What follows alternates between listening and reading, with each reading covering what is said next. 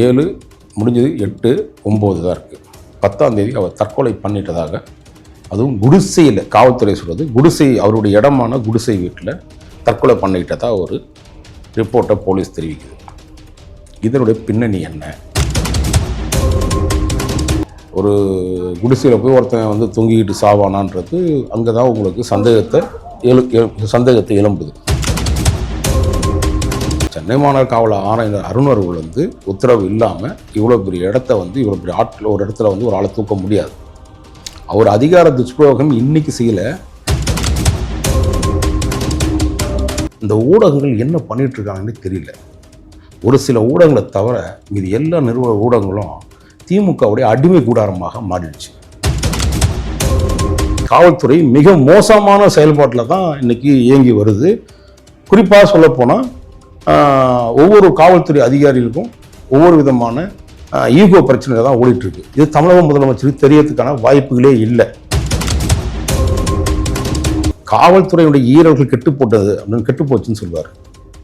இன்னைக்கு மோசமான, அதாவது அவருடைய மகன் ஆட்சியாளக்கூடிய முத்துவேல் கருணாநிதி ஸ்டாலின் இன்னும் பெருமையாக பேசிக்கிற எங்கள் முதலமைச்சர் இருக்காரு. அவரால் ஒன்றுமே தெரியல, ஒன்றுமே புரியல, என்ன நடக்குதுன்னு தெரியல.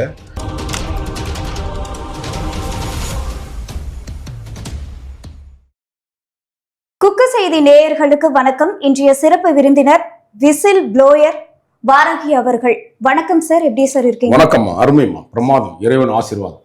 சார், இப்போ வந்து திருப்புவனத்துல அஜித்குமார் அவருடைய மரணம் வந்து அந்த ரணம் ஆறதுக்குள்ள திருமலா பால் அப்படின்ற நிறுவனத்துல மேனேஜரா வேலை பார்த்த ஒருத்தர் வந்து மர்மமான முறையில இறந்திருக்காரு. அதோட பின்னணி என்ன சார்?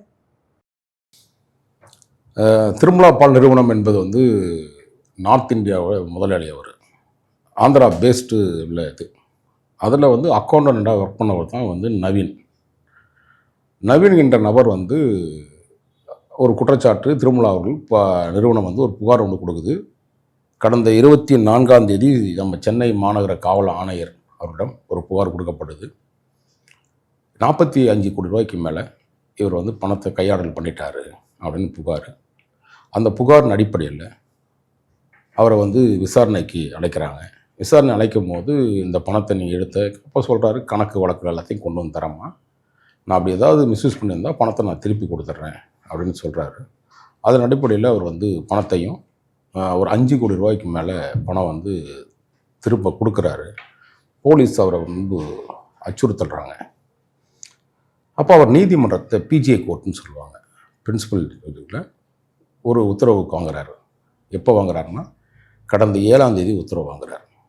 என்னை யாரும் அரெஸ்ட் பண்ணக்கூடாது அப்படின்னு கேட்குறாரு. அந்த உத்தரவை போட்டுடுறாங்க, அரெஸ்ட் பண்ணக்கூடாது, நவீனை அரெஸ்ட் பண்ணக்கூடாதுன்னு உத்தரவு போட்ட உடனே சென்னை மாநகர காவல்துறை ஆணையர் அருண் அவர்கள் ஒரு உத்தரவை அவர் பிறப்பிக்கிறார். நீதிமன்றத்தை மீறி ஒரு உத்தரவை பிறப்பிக்கிறார். என்னென்னா, கொளத்தூர் டிசி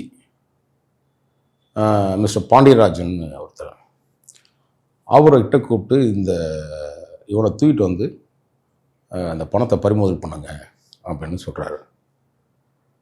டிசி என்ன சொல்கிறாருன்னா, மாதாவரம் டீமுக்கு இன்ஃபார்ம் பண்ணிடுறாரு. அவர் டிசிக்கு இதில் எந்த பிரச்சனையும் இல்லை, பேசவே இல்லை. அந்த மாதாவரம் காவல்துறை என்ன பண்ணுறாங்கன்னா, இவனை நவீனை தூக்கிட்டு வந்து, காவல்துறை எப்பவுமே ரெகுலராக செய்கிற சித்திரவாதைகள் ஒன்று இருக்கும்ல, அந்த சித்திரவாதைகள் செய்கிறாங்க. அது வந்து அடித்தோ துன்புறுத்தியோ அல்லது மன உளைச்சலோ எப்படி வேணாலும் இருக்கலாம், ஓகேங்களா. சித்திரவதை செஞ்சு அவனை வந்து ஒரு மன உளைச்சலை உருவாக்குறாங்க. இது 7ஆம் தேதி நடக்கிற சம்பவம். 7 முடிஞ்சது 8, 9 தான் இருக்குது. 10ஆம் தேதி அவர் தற்கொலை பண்ணிட்டதாக, அதுவும் குடிசையில், காவல்துறை சொல்கிறது குடிசை, அவருடைய இடமான குடிசை வீட்டில் தற்கொலை பண்ணிக்கிட்டதா ஒரு ரிப்போர்ட்டை போலீஸ் தெரிவிக்குது. இதனுடைய பின்னணி என்ன? இப்போ குடிசை வீட்டில் வந்து அவர் தற்கொலை பண்ணியிருக்காருன்னா அவருக்கு அந்த அளவுக்கு வசதி வாய்ப்பு இல்லையா? நியாயமான கேள்வி, நல்ல கேள்வி. அவர் வந்து சென்னையிலேயே ஒரு வீடு இருக்குது. பேசிக்காக அவர் ஆந்திராவில் வந்து பார்த்திங்கன்னா வைனு கிருஷ்ணான்ற ஒரு மாவட்டத்தை சேர்ந்தவர். ஆந்திர பிரதேஷில் இருக்குது அந்த ஊர். சீனிவாசா காலேஜ் நந்தி டவர்ஸில் தான் ஒரு வீடு இருக்குது. அந்தளவுக்கு வசதியான குடும்பம். சென்னையில் அவருக்கு வந்து பார்த்திங்கன்னா டவர் 1 ஏ பிளாக்கில் ரெசிடென்ஸ் சுப்ரீம் அப்பார்ட்மெண்ட்டில் மாதாவரத்தில் ஒரு அவருக்கு வந்து ஒரு வீடு இருக்குது. இந்த குடிசையில் நீங்கள் கேட்ட மாதிரி குடிசையில் அவர் தூக்கு போட்டிருக்காருன்னா, குடிசை இடம் யாருதுன்னு கேட்டிங்கன்னா அவருடைய சொந்த இடம் தான். உங்களுக்கு தெரியும், ஒரு 8 அடிக்கு மேலே 7 அடிக்கு மேலே குடிசைகள் இருக்காது. ஒரு குடிசையில் போய் ஒருத்தன் வந்து தொங்கிக்கிட்டு சாவானான்றது அங்கே தான் உங்களுக்கு சந்தேகத்தை எழும்புது. இப்போ அவங்களுக்கு பொறுத்தவரையும் அவர் வசதி வாய்ந்த குடும்பம், மாதவராய் ரோட்டில் இருக்கார். அவங்க மனைவி விட லக்ஷ்மின்னு நினைக்கிறேன். அவங்க சம்மந்தப்பட்டவங்க யாரோ ஒருத்தர் லக்ஷ்மின்னு ஒருத்தவங்கள்ட்ட தான் புகாரில் வந்து அவங்கள்ட்ட ஸ்டேட்மெண்ட்லாம் வாங்கியிருக்காங்க காவல்துறை. அவர் போடப்பட்ட கிரைம் நம்பர் என்னன்னு கேட்டிங்கன்னா 553/2025. என்ன அவருடைய செக்ஷன் போடுறாங்கன்னா பிஎன்எஸ்எஸில் ஹேங்கிங் போடுறாங்க, 194(1) போடுறாங்க. ஓகேங்களா? இங்கே ஒரு மர்மமான முறையில் அவர் இறந்ததாக சொல்லப்படுறது. பலவிதமான சந்தேகங்களை நமக்கு எழும்புது. என்ன அப்படின்னு பார்த்தீங்கன்னா, இதோடைய பின்புலங்களில் ஒரு இன்ஸ்பெக்டர் லெவலில் ஒரு 50 லட்ச ரூபா வரை தான் காவல் நிலையத்தில் விசாரிக்க முடியும்னு தமிழ்நாடு முழுக்கவே ஒரு போலீஸ் சர்க்குலரை ஒன்று அனுப்போம். அதன் அடிப்படையில் 50 லட்ச ரூபாய்க்கு மேற்கொண்டு ஏதாவது வந்துச்சுன்னா உடனே அவங்க என்ன பண்ணுவாங்கன்னா சிசிபி சிட்டி கிரைம் பிரான்ச்சுக்கு அனுப்புவாங்க, அங்கே ஃபார்வர்ட் பண்ணுவாங்க. இப்போ இதே நம்ம டிஸ்ட்ரிக்டில் இருக்குன்னு வச்சிங்களேன், அங்கே டிசிபின்னு ஒன்று இருக்குது, டிஸ்ட்ரிக்ட் கிரைம் பிரான்ச். அங்கே எத்தனை கோடி வேணாலும் நீங்கள் போடலாம். ஒரு ஸ்டேஷனுக்கு பவர் இங்கே. அதே மாதிரி ஸ்டேஷன்லேயும் அந்த அவுட்டர்லேயும் பார்த்தீங்கன்னா ஸ்டேஷனுக்கு போட முடியாது. அங்கே டிஸ்ட்ரிக்ட் கிரைம் பிரான்ச்சில் அங்கே போடலாம் வழக்குகள், எத்தனை கோடி வேணாலும் போடலாம். அந்த மாதிரி இந்த வழக்கில் இவர் வந்து என்ன பண்ணுறாருன்னா 50 லட்ச ரூபா அவர் வந்து வசூல் பண்ணக்கூடிய இடத்துல இவங்க தூக்கிட்டு வராங்க. அதுக்கு முன்னாடி ஒரு சம்பவம் நடந்திருக்கு. 7ஆம் தேதியே ஒரு என்னை கைது பண்ணக்கூடாதுன்னு நீதிமன்றத்தில் உத்தரவு வாங்கிடுறாரு. வாங்கினது பிறகு உடனே சென்னை மாநகர காவல் ஆணையரை இங்கே இன்ஃபார்ம் பண்ணுறாரு குளத்தூருக்கு. குளத்தூரில் என்ன பண்ணுறாங்கன்னா மாதாவரம் போலீஸுக்கு சொன்னோன்னா மாதாவரம் போலீஸ் அவனை தூக்கிட்டு வந்து போலீஸுடைய ஸ்டைலில் என்ன செய்யணுமோ அதை செஞ்சுட்டாங்க. அவர் 10ஆம் தேதி ஹேங்கிங் பண்ணி செத்துட்டதாக சொல்கிறாங்க. ஆனால் இதில் பின்னணி என்னன்னு கேட்டிங்கன்னா, ஒரு அதிகாரியுடைய தூண்டுதல் பேரில் தான் இந்த உத்தரவு செய்ய முடியும். அதான் நான் சொன்னேன், ஒரு காவல் நிலையத்தில் 50 லட்ச ரூபாய்க்கு விசாரிக்க முடியாதுன்னா ஏன் ஒரு சிஎஸ்ஆர் கூட போட முடியாது? சென்னை மாவட்டத்தில் அருண் அவர்கள் பொறுப்பேற்றதுக்கு பிறகு ஒரு சிஎஸ்ஆர் கூட போட முடியாது. நீங்கள் அப்படி இருக்கிற சூழ்நிலையில் 44 கோடி ரூபா விசாரணை செய்கிறாங்க, காவல்துறை லோக்கல் போலீஸ் விசாரணை செய்கிறாங்கன்னா எந்த அதிகாரியுடைய உத்தரவு பேரில் செய்ய முடியும்னு நினைக்கிறீங்க? டெப்டி கமிஷனர் பாண்டியராஜ் தான் இதுக்கு வந்து உத்தரவிட்டதா சொல்கிறாங்க சார். கரெக்டுமா, உத்தரவு வந்து அவரால் போட முடியாதுமா.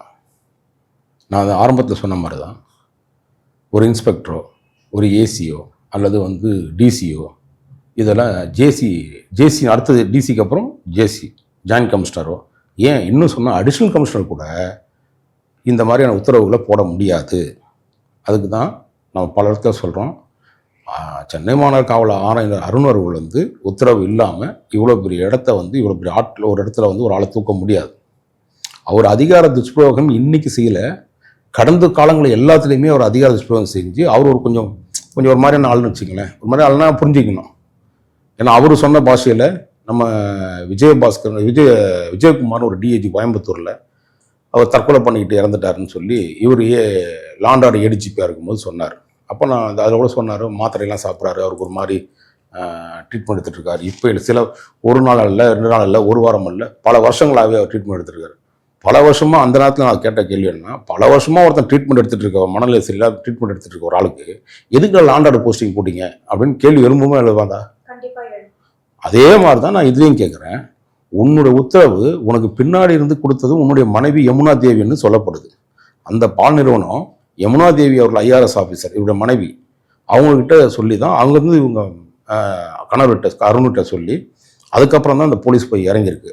இதுக்கு பல கேள்விகள் எழும்பிருக்கு. இந்த விஷயத்தில் இவ்வளோ மோசமான ஒரு சம்பவம் நடந்திருக்கு. இந்த ஊடகங்கள் என்ன பண்ணிட்டு இருக்காங்கன்னு தெரியல.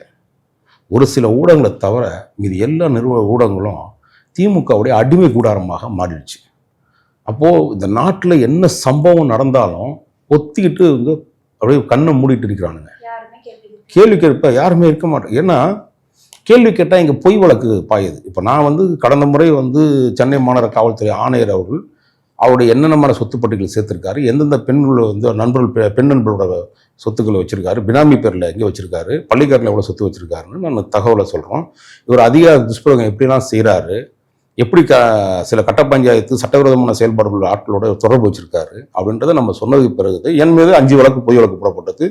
126 நாள் நான் சிறைச்சாலையில் இருந்தேன். ஒவ்வொரு வழக்குமே பொய் வழக்கு நீதிமன்றமே உத்தரவு சொல்லுது. இவர் வாராகி என்று விசில் ப்ளோயர். இவர் வந்து இந்த மாதிரி பத்திரிகை ஊடகங்களில் சமூகத்தில் பொதுநல வழக்கில் போடக்கூடியவர். இவர் மீது நீங்கள் தொடர்ந்து வந்து ஒரு 5 பொய் வழக்கு போட்டு அவரை வந்து நீங்கள் அரெஸ்ட்மெண்ட் பண்ணியிருக்கீங்கன்னு சொல்லி நீதிமன்றம் உத்தரவு போட்டது பிறகுதான் இதையும் மீறி இன்னும் அவர் எனக்கு தொடர்ந்து தொந்தரவுகளை கொடுத்துட்டே தான் இருக்கிறாங்க கூட அதை வழக்கை சந்திக்கக்கூடிய தைரியம் தன்னம்பிக்கையும் நமக்கு இறைவன் கொடுத்ததுனால தான் இது போன்ற அக்கிரமங்களும் அநியாயங்களையும் அதிகார துஷ்பிரயோகம் செய்யக்கூடிய அருண் போன்ற ஆட்களை இன்னும் எதிர்த்து நம்ம போராடுறதுக்கு முக்கிய காரணமே நாம் சாமானியர்கள் வழங்கக்கூடிய நீதித்துறை தான். நீதித்துறையும் நீதிமன்றமும் நீதிபதிகளும் தெய்வமாக மதிக்கக்கூடிய நீதிபதிகள் இருப்பதனால்தான் நம்ம இந்த மாதிரியான விஷயங்களை எடுத்து செய்ய முடியுது. ஏன்னா அரசாங்கம் தூங்கிட்டு இருக்கு. கேள்வி கேட்கக்கூடிய அரசாங்கம் தூங்கி கொண்டு இருக்குது. இன்னைக்கு காவல்துறையில் எங்கேயுமே யாருக்கும் ஒத்துமையே இல்லை. தமிழ்நாடு முழுக்க காவல்துறை மிக மோசமான செயல்பாட்டில் தான் இன்னைக்கு இயங்கி வருது. குறிப்பாக சொல்லப்போனால் ஒவ்வொரு காவல்துறை அதிகாரிகளுக்கும் ஒவ்வொரு விதமான ஈகோ பிரச்சனை தான் ஓடிட்டு இருக்கு. இது தமிழக முதலமைச்சருக்கு தெரியறதுக்கான வாய்ப்புகளே இல்லை. ஏன் சார் அப்படி சொல்றீங்க? ஏன்னா சங்கர் ஜிவால் டிஜிபி இருக்காரு இல்லையா, அவரு நினைச்சா பண்ணலாமே. சங்கர் ஜிவாலுடைய டிஜிபியா இருக்கிறதுக்கு வந்து அவர் இருக்கணுமா வேணாமான்னு முடிவு பண்ணுறது சென்னை மாநகர காவல்துறை ஆணையர் அவர்களும் நம்ம டேவிட்சன் தேவாசிரம், அதாவது ஃபேக் பாஸ்போர்ட் வழக்கு, நான் உங்களுக்கு சமீபத்திலே உங்களுக்கு தெரிய வாய்ப்பு இருக்கான்னு தெரியல. டேவிட்சன் தேவாசிரத்தின் மீது மதுரையில் அவர் கமிஷனராக இருந்த காலகட்டத்தில் ஒரு ஃபேக்கான பாஸ்போர்ட், இலங்கையில் போதைப் பொருட்கள் விற்கக்கூடிய நபருக்கு 250 பேருக்கு வந்து ஃபேக்காக பாஸ்போர்ட் தயாரித்து அவருடைய மனைவி டிராவல் ஏஜென்சி நடத்தி அந்த ஏஜென்சி மூலிமா விசாவையும் இதையும் போட்டு இவங்க வந்து 250 பேரை காப்பாற்றி பல கோடி ரூபாய் அதில் வருமானம் பண்ணியிருக்காங்க. என்னோட குற்றச்சாட்டு மட்டும் இல்லை, நீதிமன்றத்தில் அதை தொடர்ந்து 2 வருஷமாக கேஸ் நடத்திட்டு வரேன், வழக்கு நடத்திட்டு வரேன். அந்த ஃபேக் பாஸ்போர்ட்டுடைய புகழ், ஸ்கேம்புடைய மிகப்பெரிய தாதாவாகக்கூடிய அந்த டேவிட்சன் தேவாசீர்வாதம் இன்னைக்கு வரையும் அவர் களை எடுக்காமல் வச்சிருக்காரு. நான் வழக்கு போட்டதுக்கு பிறகு தான் முதலமைச்சர் கவனம் திரும்பி ஆஹா இந்த மாதிரி ஃபேக் பாஸ்போர்ட் உடனே அவரை உளவுத்துறையிலேருந்து தூக்கிட்டு வேற டம்மியாக கொஞ்ச நாள் போட்டுட்டு அடுத்த கட்டம் இப்போ லாண்டாடு ஏடிஜிபியாக போட்டிருக்காரு. இவங்க 2 பேருமே டிஜிபியாக மதிக்கிறது கிடையாது. அவர் ஒரு பவர் இருக்கு, அந்த பவரை மதிக்க ஏன் காரணம் கேட்டீங்கன்னா டிஜிபி போன்ற ஒரு வலிமை வாய்ந்த ஒரு அதிகாரத்தையே இவர்களுக்கு அத்துமீறி இவர்களுக்கு ஏற்ற தனித்தனியாக இவங்க ஒரு வலிமை வாய்ந்த ஒரு விஷயத்த இவங்களே தன்னிச்சையா ஒரு அதிகாரத்தை கையில் எடுத்து பண்றது காரணம் என்னன்னு கேட்டீங்கன்னா அருண் அவர்களுக்கு முதலமைச்சருடைய மனைவியுடைய ஐயா அம்மா துர்காம்மையாருடைய ஆசீர்வாதம், ஏடிஜிபி ராண்டாருடைய டேவிட்சன் தேவாசீர்வாதத்துடைய ஆசீர்வாதம் எதுன்னு கேட்டீங்கன்னா நம்ம தம்பி உதயநிதி ஸ்டாலின் அவர்கள் ஒவ்வொரு அதிகாரியும் ஒவ்வொருத்தருடையும் பங்கெடுத்துக்கிட்டு இந்த பங்குல தான் பல இடங்கள் அதிகாரிகள் இப்போ காவல்துறை வேலை செய்யலை. கலைஞர் அவர்கள் எதிர்கட்சி தலைவராக இருக்கும் போது சொல்லுவார், காவல்துறையுடைய ஈரர்கள் கெட்டு போட்டது அப்படின்னு, கெட்டு போச்சுன்னு சொல்லுவார். இன்னைக்கு மோசமான, அதாவது அவருடைய மகன் ஆட்சியாளக்கூடிய முத்துவேல் கருணாநிதி ஸ்டாலின் இன்னும் பெருமையாக பேசிக்கிற எங்கள் முதலமைச்சர் இருக்காரு, அவரால் ஒன்றுமே தெரியல, ஒன்றுமே புரியல, என்ன நடக்குதுன்னு தெரியல. அவர் ஏதோ இந்த ஷூட்டிங்க்கு கூப்பிட்டு போய் சில இதெல்லாம் சொல்லி அனுப்புவாங்க இல்லையா, அந்த ஆர்டிஸ்ட் ஜூனியர் ஆர்டிஸ்ட்டுங்க கூப்பிட்டு வந்து அம்மா அட்மாஸ்பியர் இதுதான் ஃபேஸு, இதுதான் லுக்கு, இப்போ தான் இப்படி தான் திரும்பணும் அப்படின்னு சொல்லி இந்த டைரக்டர் இன்ஸ்ட்ரக்ஷன் கொடுப்பார். அது டைரக்டரும் கொடுக்க மாட்டார், அசிஸ்டன்ட் டைரக்டர் தான் கொடுப்பாரு. நீங்கள் இப்படி தான் லுக்லாம் கொடுக்கணும் அப்படின்னு சொல்லுவாங்க. அந்த மாதிரி முதலமைச்சரை ஒரு மாயையிலேயே வச்சுருக்கானுங்க. ஒரு 50 ஆண்டு கால அரசியல் அனுபவம் உள்ள ஒரு நபர் இப்படி ஒன்றுமே தெரியாமல் இருக்க தமிழக முதலமைச்சர் இந்த 5 வருஷம் முன்னாடி எதிர்கட்சி தலைவராக இருக்கும்போது அவருக்கு அவ்வளோ தன்னை உடம்பை வருத்திக்கிட்டு தமிழ்நாடு முழுக்க சுற்றுப்பயணம் போனார், ஒவ்வொரு கிராமத்துக்கும் போனார், பலவிதமான இதில் அன்னைக்கு நடந்த அதிமுக ஆட்சி மேலே கோவத்தை மக்கள் இருந்த காலகட்டத்தில் இவர் சில விஷயங்களை சொன்னார். நான் வந்தேன்னா இதை செய்வேன், அதை செய்வேன், இதை செய்வேன். 525 வாக்குறுதியை கொடுத்தாரு. தமிழ்நாட்டில் ஒரு வாக்குறுதி நிறைவேற்றப்படலை. ஏன்னு தெரியல. காரணம் என்னன்னா அவர் நிர்வாகம் தெரியல. அதிகாரிகள் தான் நிர்வாகம் பண்றான். இன்னைக்கு அந்த அதிகாரி துஷ்பிரயோகம் செய்யக்கூடிய அதிகாரிகளை இன்னும் காப்பாத்திட்டு இருக்காரு. அருண் போன்ற நபர்கள்லாம் காப்பாத்திட்டு இருக்காரு. ஒரே ஒரு விஷயம் சொல்றேன், இந்த நவீனுடைய கொலை வழக்கு நிச்சயமாக டிசி அருண் பாண்டியன் அந்த பாண்டியராஜனால நடத்தப்பட வேண்டிய விஷயமே கிடையாது. காரணம் அவரால் அந்த செல்வா கிடையாது. அது அருண் அவர்களுடைய உத்தரவு பேர்ல தான் இந்த அளவுக்கு அவர் வந்து இது வந்து தற்கொலைன்னு சொல்றதே வந்து தவறு, இது கொலை. அவர் குடிசை வீட்டை தொங்குறான், தூக்கு போட்டு தொங்குறான்றதே நம்ப முடியாத பல சந்தேகங்களை எழுப்போம். ஸோ இந்த ஊடகங்களும் அதை மறைக்கத்தான் பார்க்குது. அப்போ இது போன்ற சம்பவங்கள் முதலமைச்சர் எப்போதான் ஏங்க, சாதாரண ரிக்ஷா ஓட்டுறவன், ஆட்டோ ஓட்டுறவன், மூட்டத்தவரும் கூட இன்னைக்கு ஆண்ட்ராய்டு ஃபோன் வச்சிருக்காங்க கையில. அப்படி இருக்கும்போது முதலமைச்சராக இருக்கிற நீங்க வாட்சி கட்டுறீங்க, 1.5 கோடி ரூபாய் 5 கோடி ரூபாய் வாட்சி கட்டுறீங்க, 6 கோடி ரூபாய் வாட்சி கட்டுறீங்க. ஒரு 1 லட்ச ரூபாய் செல்போனை வாங்க முடியாது உங்களால. செல்போனை பார்க்க தெரியாது. நீங்க செல்போனை பார்க்கறதும் பேசுறதும் சில விஷயங்களை காணொலியை போடுவாங்க, பார்த்துருக்கீங்களா? நான் தான் ஸ்டாலின் பேசுறேன், நல்லா இருக்கீங்களா, நாசமா போயிட்டீங்களா அப்படின்னு கேட்பார்ல, அதுவும் ஷூட்டிங் தான். இப்படி ஷூட்டிங் முதலமைச்சர் இருந்து இந்த நாட்டுக்கு என்ன சேவை செஞ்சிருக்காரு, என்ன பண்ணியிருக்காரு மட்டும் பாருங்க. காரணம், அந்த அசிஸ்டன்ட் டைரக்டராக இருக்கக்கூடிய சில காவல்துறை அதிகாரிகள், சில IAS ஆஃபீஸர்கள் மட்டும் பக்கத்திலே இருந்துக்கிட்டு அவரை வந்து ஒரு விளையாட்டு பொம்மை மாதிரி ஆகிட்டாங்க. அவருக்கான ஒரு தனித்தன்மையே போயிடுச்சு. அவர் வந்து அவருடைய எதிர்க்கட்சி தலைவராக இருந்தக்கூடிய ஒரு வலிமை இருந்த ஒரு தலைவனாக பார்த்து 10 வருஷம் வந்து ஆட்சியில் இல்லை, உங்களுடைய பஞ்சாயத்து அக்கிரம அநியாயங்கள்லாம் திமுக ஆட்சியில் நடந்ததுனால தான் உங்களுக்கு மாற்றி ஓட்டு போட்டாங்க. 10 வருஷம் அந்த அம்மா 5 வருஷம் ஆட்சி ஆண்டாங்க, 5.5 வருஷம். இதுக்கப்புறம் 4.5 வருஷம் வந்து எடப்பாடி அவர்கள் ஆட்சி ஆண்டாங்க. அவருக்கு இருந்த மிகப்பெரிய திறமை கூட இந்த முதலமைச்சருக்கு இல்லைன்னு மக்கள், இப்போ முதலமைச்சர் வந்து சுற்றுப்பயணம் போயிட்டு இருக்காரு, நம்ம எதிர்க்கட்சி தலைவர் சுற்றுப்பயணம் போயிட்டு இருக்காரு. சுற்றுப்பயணம் போகக்கூடிய இடத்துல என்ன சொல்றாங்க, எல்லா இடத்துலயும் மக்கள் எப்ப ஐயா வருவீங்க நீங்க அப்படின்னு கேட்குறாங்க. இன்னும் 8 மாசம் நம்ம மக்கள் அனுபவிக்கணும் இல்லை, 7 மாதம். ஏன்னா நீங்க ஒருத்தர் ஓட்டு போட்டீங்க, அந்த ஓட்டு போட்டதுக்கு வந்து அதிகாரிகளுக்கு ஓட்டு போட்டீங்களா, ஆட்சியாளர் ஓட்டு போட்டீங்களா? அரசியல்வாதிக்கு ஓட்டு போட்டுட்டு ஆட்சியாளர் ஆட்சி ஆள்றதுக்கு எதுக்கு நீங்க வந்து ஓட்டு போடணும்? அதுக்கு நம்ம அவங்ககிட்டே கொடுத்துட்டு போயிடலாமே. அப்படியாப்பட்ட ஒரு நிர்வாக திறமையற்ற ஒரு முதலமைச்சர் நீ தமிழ்நாட்டில் உட்காந்துக்கிட்டு இது போன்ற கையாளத்தனமா சில விஷயங்கள் அதிகாரிகள் தப்பக்கூடிய அதிகார துஷ்பிரயோகத்தை எதிர்த்து ஒரு வார்த்தையோ ஒரு மாறுதலோ ஒரு பிரச்சனையோ பண்ண முடியல. நீங்க ஆரம்ப கேள்வியில ஒரு விஷயம் சொன்னீங்க, திருப்புவனத்தில் நடந்த வந்து ஒரு அஜித்குமாருடைய ரணகலம் வந்து ஆறதுக்கு முன்னாடியே இன்னொரு சம்பவம் நடந்திருக்குன்னா இதெல்லாம் 1-2 நமக்கு கண்ணுக்கு தெரியுது. தெரியாம எத்தனையோ சம்பவங்கள் நடக்குது சென்னையில. இதெல்லாம் தமிழக முதலமைச்சர் மூடி மறைச்சி அவரை கொண்டு போய் உளவுத்துறையே வந்து தவறான ஒரு ரிப்போர்ட்டை கொடுக்கறதுனால தான் இன்னைக்கு தமிழ்நாட்டுடைய அரசியல், தமிழ்நாட்டுடைய மக்களுடைய நிலைமை மிக மோசமான ஏழ்மை சூழ்நிலை, ஒரு புரட்சி வெடிக்கக்கூடிய அளவுக்கு தான் இன்னைக்கு இருக்கு. இந்த மக்கள் உணரணும். இன்னைக்கு ஒரு இடத்துல சென்னையில நீங்க பார்த்தீங்கன்னா ஆக்கிரமிப்புகள் கட்டி பல கட்டிடங்கள் இருக்கு. ஒரு கட்டடத்தை கூட இடிக்க மாட்டேன்னு சொன்னனால தான் சென்னை மாநகராட்சி கமிஷனருக்கு வந்து நீதித்துறை வந்து உடனே உத்தரவு போட்டு அவரோட 1 லட்ச ரூபா அபராதம் போட்டோன்னா அப்படியே ஐயா அப்படின்னு கையை காலை பிடிச்சிட்டு வந்து உட்காந்து எனக்கு வந்து அதை விட்டுருங்க, நடவடிக்கை எடுத்துறேன் அப்படின்னு சொல்றீங்க. இதே மாதிரி சென்னை மாநகரத்துல ஒரு ஏழை குடிசையில ஒரு வசிக்க இடம் இல்லாம எங்கேயோ இடத்துல வந்து அரசு புறம்போக இடத்துல ஒருத்தன் வசிச்சான்னா அதை இடிச்சு நாசமாக்கி அவன் வாழ்வாதாரத்தையும் மொத்தமா முடிச்சு கட்டுறது தான் இந்த அரசு செய்யக்கூடிய விஷயமா இருக்கு. இப்படி இருக்கும் போது தமிழக முதலமைச்சர் 2026 எந்த மூஞ்சை வச்சுட்டு ஓட்டு கேட்பாரு? எப்படி கேட்பாரு?